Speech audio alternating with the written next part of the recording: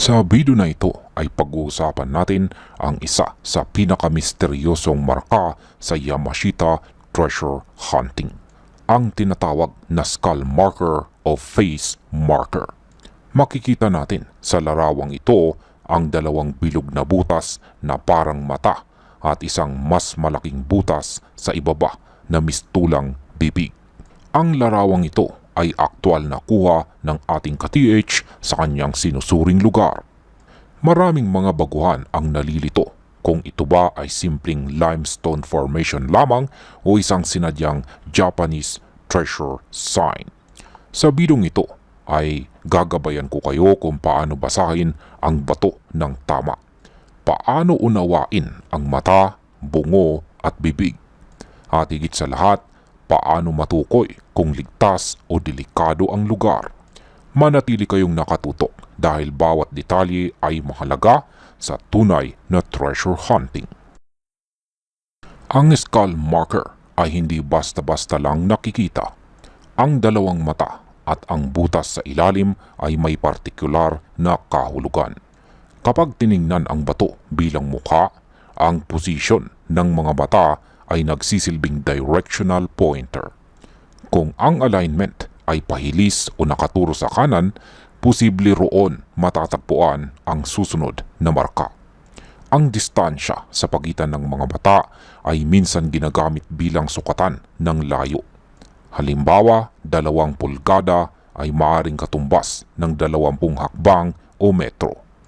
Tinatawag din itong binocular sign na nangangahulugang tumingin sa direksyon ng marka. Ang bibig sa ilalim ay kadalasang indikasyon ng dig area o tunnel.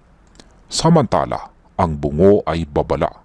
Buo o basag ito ay may mensahe kung ligtas o mapanganib ang lugar. Hindi lahat ng bilog na butas ay treasure sign. Ang limestone dito sa Pilipinas ay madaling marupok dahil sa ulan at klema. Upang malaman kung natural o gawa ng tao, kailangang hipuin ang loob ng butas. Kapag sobrang kinis at perpektong bilog, posibleng drilled o man-made. Kapag magaspang at kapareho ng outer surface, natural erosion ang sanhi. Obserbahan din ang arrangement ng mga butas. Ang mga Japanese markers ay kadalasang may geometric alignment tulad ng tuwid na linya o triangle. Samantalang ang natural formations ay random. Suriin ang malaking butas sa ibaba. Kapag may bakas ng semento o halo ng lupa, posibleng sealed entrance. Sa ganitong paraan, malinaw na mapaghihiwalay ang natural at sinadyang markers. Ang mga bilog na butas sa limestone ay tinatawag na solution pans o kami-netsas. Nabubuo ang mga ito sa loob ng daang-daang taon dahil sa ulan at acidic water. Ang coral limestone dito sa Pilipinas ay mas madaling tunawin ng tubig. Sa paglipas ng panahon, nagkakaroon ng bilog na depression sa bato. Ang malilit na gaspang sa paligid ay palatandaan ng natural weathering. Mahalaga ang kaalaman sa geology sa treasure hunting. Dapat muna nating kilalanin ang natural texture bago mag-assume na ito ay Japanese marker. Sa ganitong paraan, maiiwasan ang maling interpretasyon sa field at hindi masasayang ang oras at pondo sa maling hukay. Hindi lahat ng skull marker ay nangangahulugan ng kayamanan. Ang bungo ay kadalasang warning sign. Maaring may booby trap, poison gas o structural danger sa paligid. Kapag buo ang bungo, may posibilidad na hindi pa nagagalaw ang lugar. Kapag basag o sirang marker, maaring nakuha na ang laman o delikado ang site. Ang mga baguhan ay dapat mag-ingat sa alignment ng mga butas.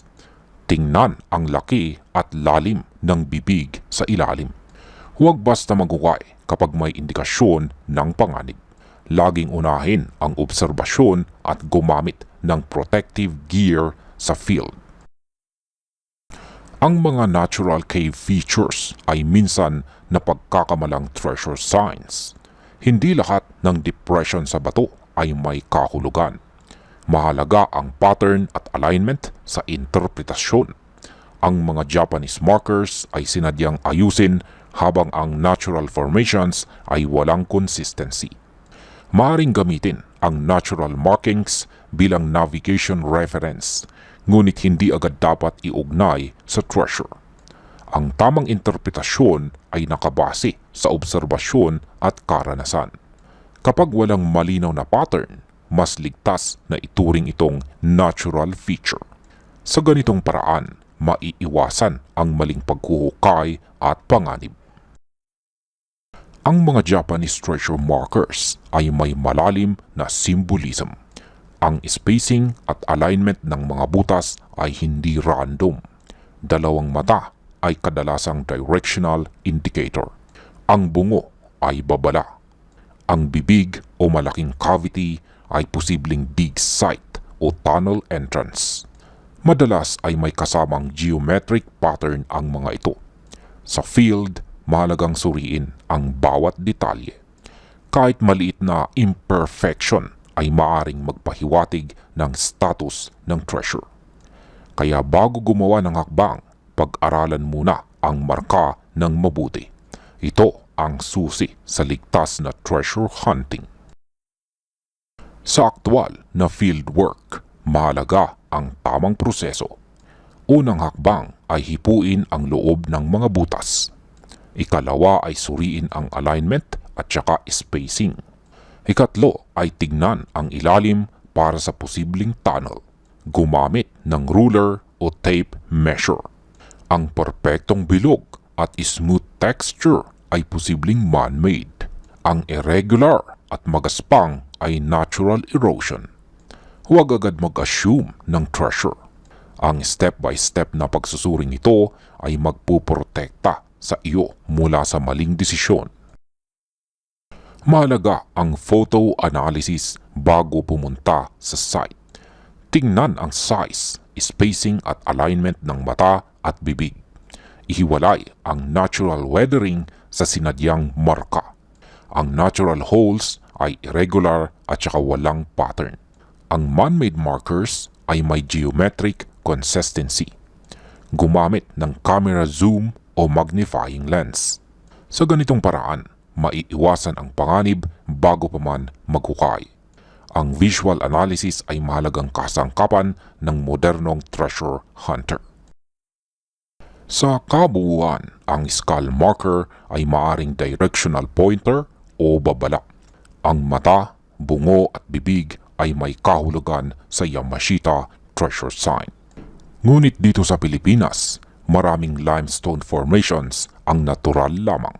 Kaya mahalaga ang paghipo, obserbasyon at pagsusuri ng pattern.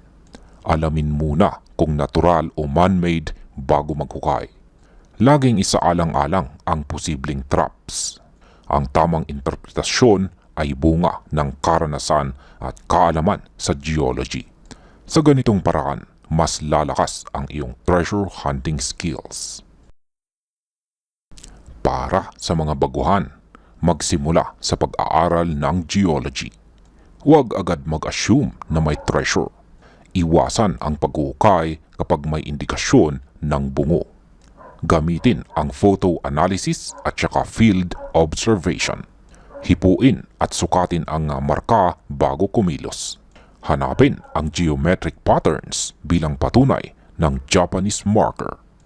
Laging mag-ingat sa mga traps at delikadong lugar. Maging pasensyoso at matyaga.